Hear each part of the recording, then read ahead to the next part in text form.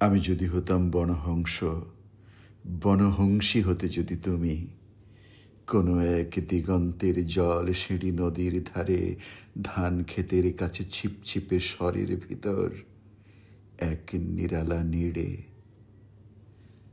তাহলে আজ এই ফাল্গুনের রাতে ঝাউয়ের শাখার পেছনে চাঁদ উঠতে দেখে আমরা নিম্নভূমির জলের গন্ধ ছেড়ে আকাশের রূপালী শস্যের ভেতর গা ভাসিয়ে দিতাম।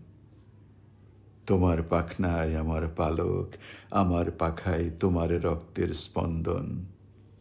নীল আকাশে খই ক্ষেতের সোনালি ফুলের মতো অজস্র তারা, শিরীষ বনের সবুজ রুমস নিড়ে, সোনার ডিমের মতো ফাল্গুনের চাঁদ।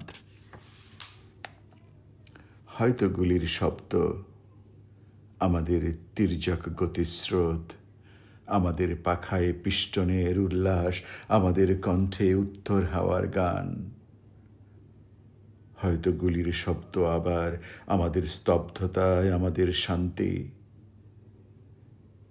আজকের জীবনের এই টুকরো টুকরো মৃত্যু আর থাকতো না, থাকতো না আজকের জীবনের টুকরো টুকরো সাধের ব্যর্থতা ও অন্ধকার।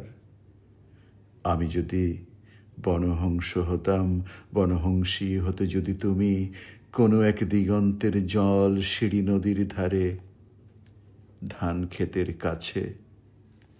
ধন্যবাদ।